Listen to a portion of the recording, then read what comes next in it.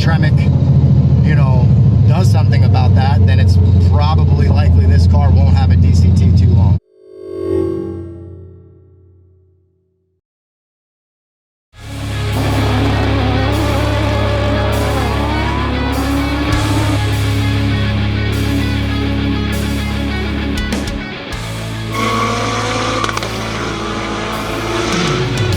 That is in it for the win.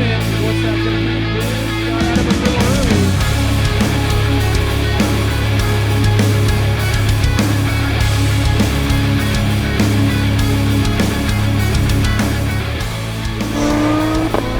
We got Jessica James in the UGR. Yep.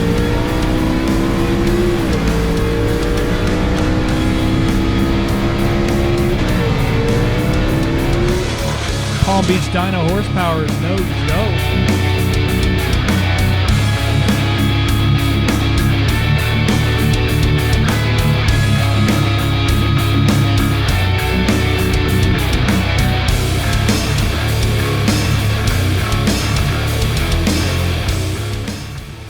Hey, what's up? Ken from Palm Beach Dyno here. We just got back from Indiana at the Shift Sector Indy Airstrip Attack, which is a half-mile event, and man, what a great event. If you've never been to a half-mile event, I highly recommend those guys. It was awesome. I really wish we had one closer.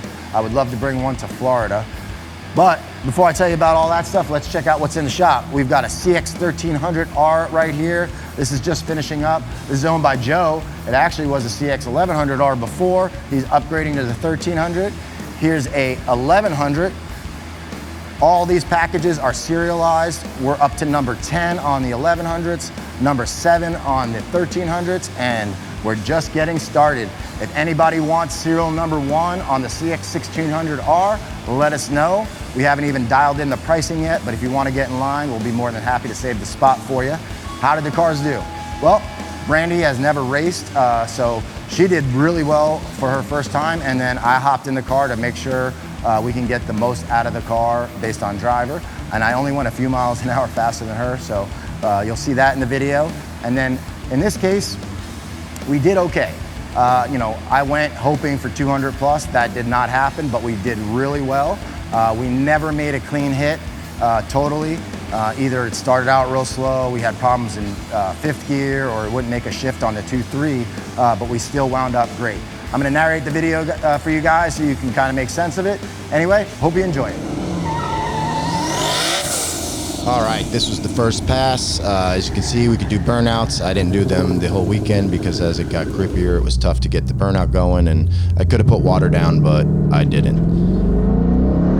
This first pass was supposed to be just a little bit of boost on the gate, but it wound up being a wastegate only hit. So it was a good way to feel the car out. I was hoping to run a little bit more boost. Still went pretty smooth.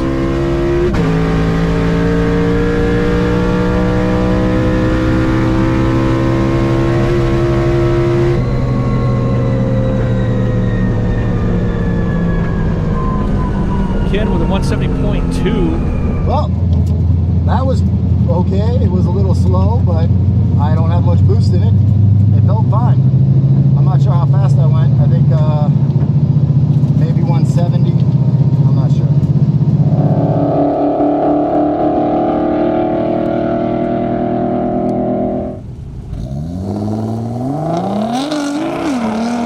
All right, this is Brandi's first pass ever. She's never really driven this car fast in the street.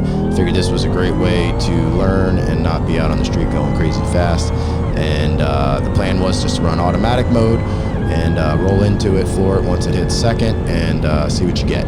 This first pass, she was a little tentative and didn't have the car all the way floored, but overall, went pretty smooth.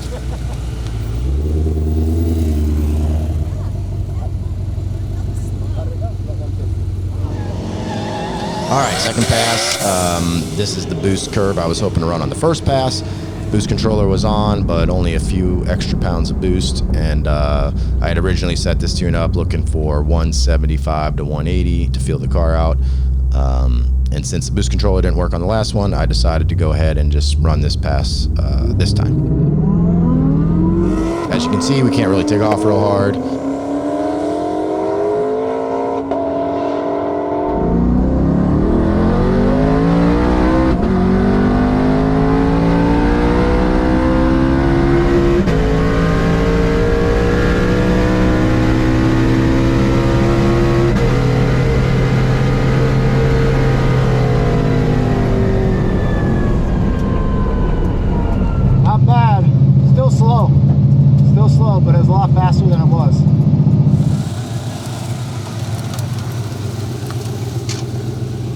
176. Yeah. Well, I didn't. You didn't fuck with it at all? I didn't fuck with it a lot. Okay. I mean, we picked up 6 mile an hour, right? Yeah.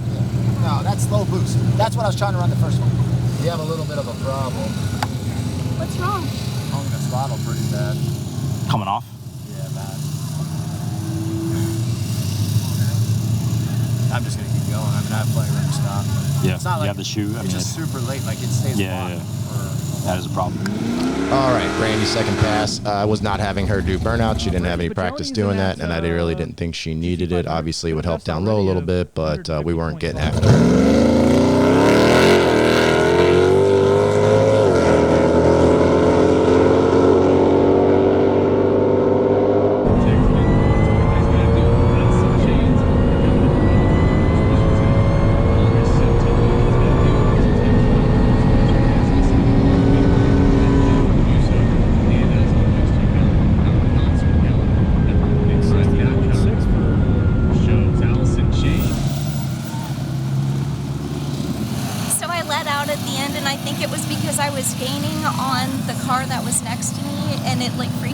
Because you were ahead of them?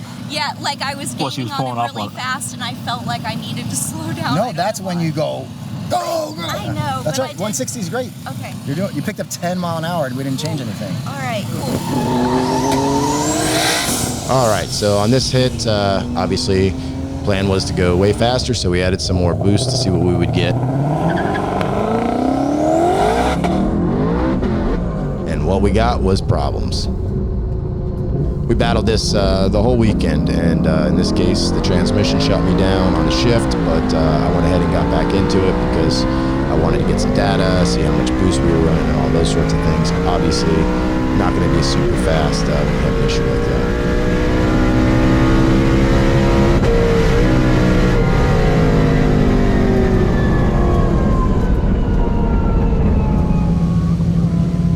Okay, this is Brandy's best pass, and this was in automatic mode. I'd say this is pretty close to the maximum the car is going to go in automatic mode. Of course, rolling into it slightly differently and things like that might help, but overall, she did a great job on this one, kept the pedal to the floor the whole way, and 166, and you're talking shifting at 7400, which is 800 to 1000 RPM, lower than where we would want to shift it normally.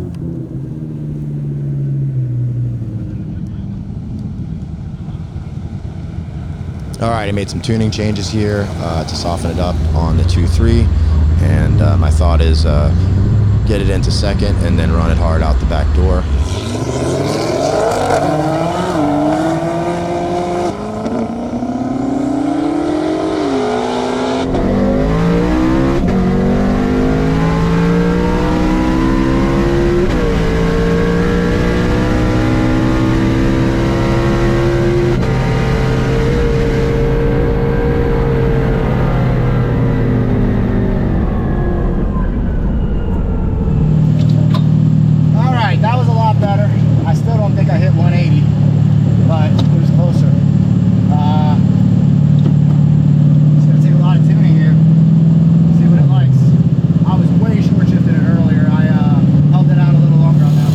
Short shifted the 2.3, which is pretty important. But other than that, it went pretty good. Cool. Well, except for the throttle. It sounded like it hung up way longer. Like long. That's why I was listening for it at the end. Okay, well, Brandi decided to go ahead and try run manually shifting it. Never ever did this on the street, and as most people learn on this setup, once you switch to manually shifting it, it actually gets pretty difficult at first, and you usually short shift the car. So in this case, she way short shifted it and lost quite a bit of speed, but you got to try it and get used to it, and eventually the car is going to go quicker.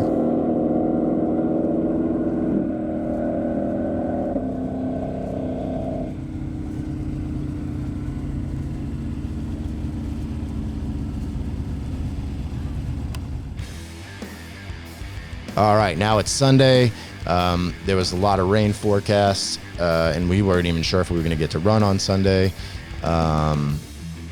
I believe we just started a few hours late, which wasn't too bad considering we thought the day could be a wash. This is a bunch of cars running around the track. Francis is in the rental car helping out, trying to get, any kind of water off the track by driving over it, heat, things like that. Not sure this helped a ton, but it was something to do while we were waiting. Okay, so I hopped in Brandi's car on day 2 to try and get her a little faster. She wasn't feeling too well. I got to run another GT500 here, which was pretty cool.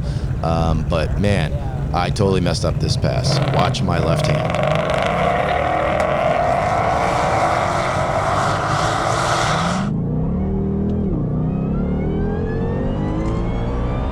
Oh man, that's painful. I downshifted the car instead of upshifted it, and there's really zero reason I could come up with why I did that other than a complete short circuit in my brain. Pretty close race there. So you got to really pay attention on your first pass and Brandi make sure and you got everything Michael, straight mile in an your hour head. coming up. All right, I don't know what the hell I did there. I friggin' downshifted when I went to upshift. I don't know. First pass of the day, my head's not on straight. Happens to everybody. I went ahead and hot lapped it. This has our the new Palm Beach Motorsport heat exchanger in it that we'll be selling. It did phenomenally. We're really happy with this. We'll be releasing some more information about that in the coming weeks, and they'll be available for purchase very, very soon.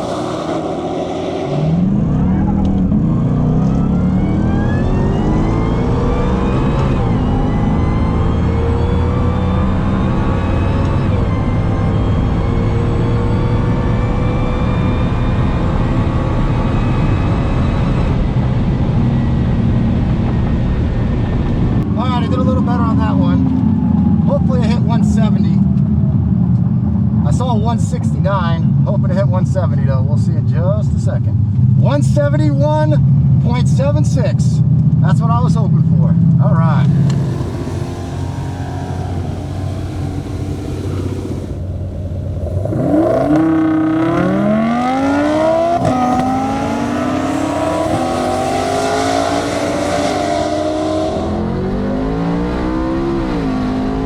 Once that boost kicks in, it really starts pulling hard. Unfortunately, you know, just 2 through 4 pulled hard. We had problems in 5th, and then later on you'll see as we added power, 2-3 shift caused us problems down low. Palm Beach Dyno horsepower is no joke. 178.7. Nicely done, Ken.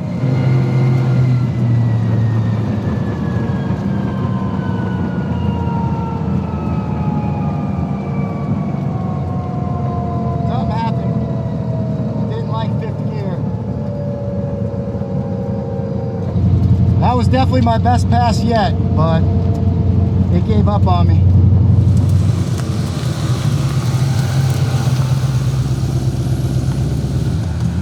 Well, actually driving Brandi's car helped me a little bit, and I felt like I drove it pretty good on that one, but I was all excited because the 5th gear shift came up way sooner. Before I was shifting like right before the line because I didn't want to hit the limiter, but this was way early.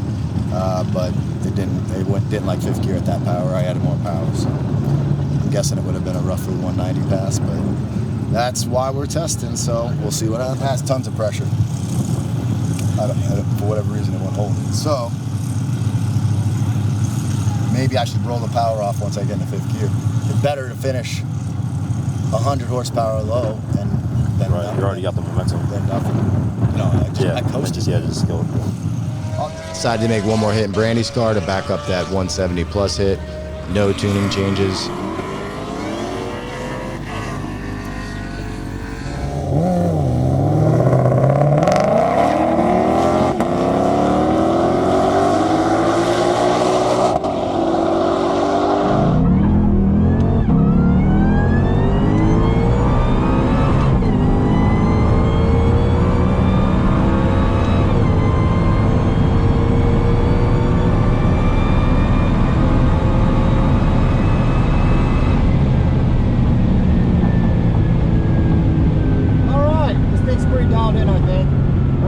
Much faster, but it felt about the same.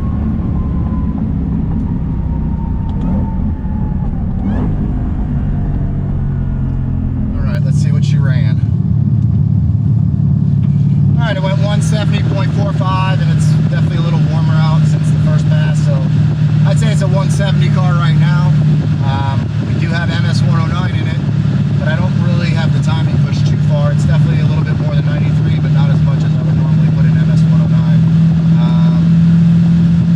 If we have time, I might make one more hit in it and add some timing, but I don't think that's going to make a huge difference. I think 170 in this weather, all things considered, on the 20-inch wheels, it's great. Can't really get into it quite as early as I'd like to. So I'm very happy with this one. This event was great, by the way. Like I said earlier, SHELBY really put on a great event. I like the timing system. You get an email immediately after your pass with all the info. It's great.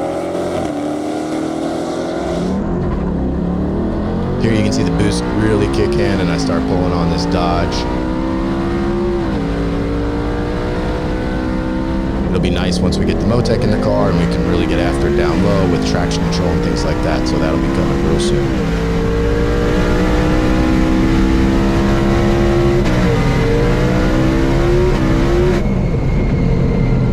Looks like Ken with a 184.8.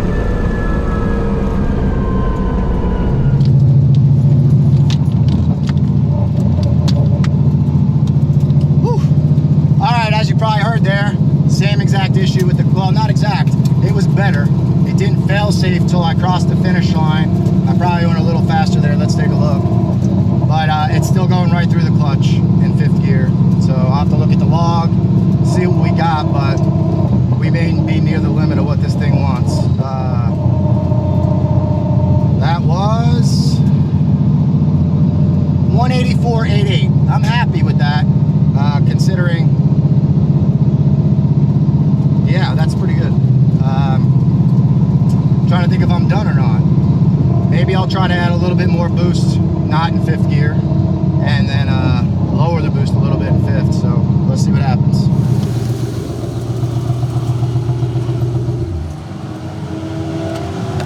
How'd it go? You know, it was slightly bad. I mean, 184, it's still fucked up the same, but not as bad. So like, the whole pass felt awesome. I'm getting more comfortable driving it. That's important. But basically, it shifted to 5th, and it tried to hold on longer, and it didn't fail safe. But it was slipping the whole way in 5th. It was just like, but it didn't like shut me down until right before the finish line. But obviously, I'm not putting the power down. Right. So I think I might set us up for one more hit and take power out in 5th and add even more down low.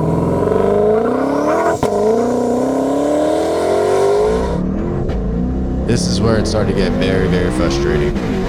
See the nose of the car dive over, 2-3 shift, said no, not gonna do it. Now, in retrospect, looking through the logs after cooling off and from being mad, I think there was a lot more I could have done in the tune, but you know, under the rush of the event and you know, limited time, sometimes you just don't have time or the clarity to be able to make those changes. On this one, I blew off the boost pipe. So on a setup like this, you're really gonna wanna check your piping more often, just especially when it's a new build, things get hot. But I was so distracted with trying to get the tune right that I wasn't checking that sort of stuff. Well, those are 2 failures of a pass. The first time it shut me down on the trans, and then that time I could say almost for sure it blew off a boost pipe or something, because I saw the hood move and I lost all power.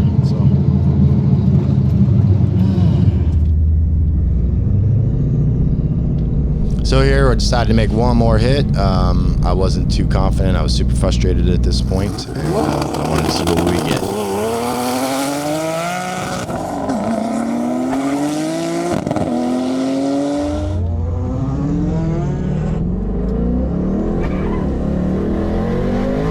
And we got shut down. That's what we got.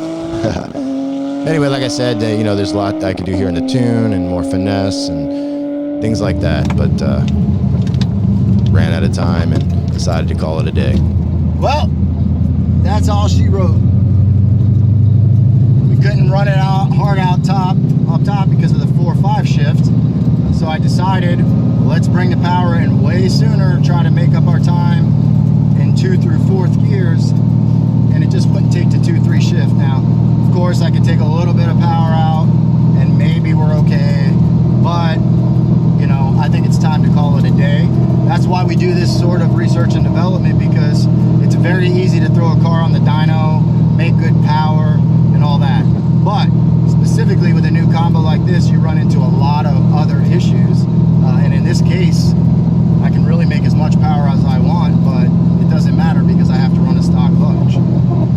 Is some of this solvable through tuning? I sure hope so, because we can't really do much about the clutch right now.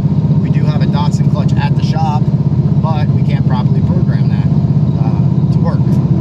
It's not Datsun's fault, this is Tremec's fault. They won't allow dealers to have the proper software to do this, and it's all locked down. So unless Tremec, you know, does something about that, then it's probably likely this car won't have a DCT too long, because I'm not spending all this money to make a really badass car and be limited by that. And maybe you guys should email Tremec.